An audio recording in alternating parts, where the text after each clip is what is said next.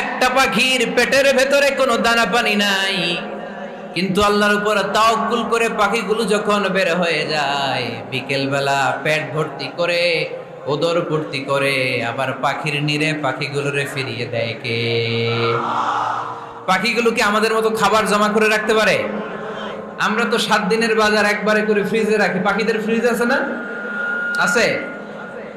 আমাদের অতিরিক্ত টাকা হলে আমরা ব্যাংকে ব্যালেন্স করে রাখতে পারি, অ্যাকাউন্ট করে রাখতে পারি। পাখিরাও তো অ্যাকাউন্ট করে রাখে না? না, প্রতিদিন না খেয়ে বের হয়। কালকে ওই পাখিটা কি খাবে, কোন জায়গা থেকে তার রিজিকের ব্যবস্থা হবে, আল্লাহ ছাড়া কেউ জানে। এটার নাম তাওয়াক্কুল। এটার নাম কি? আমাদের সাধ্যের, আমাদের ক্যাপাসিটি, আমাদের ক্যাপাবিলিটির সবটুকু করে আমরা তাওয়াক্কুল করি একজনের উপর। চিল্লায় বলেন, তিনি কে? এজন্য ইসলাম আমাদেরকে শিখায়, সালাত যখন শেষ, বের হয়ে যাও, কাজে নেমে পড়ো। কাজে কোনো লজ্জা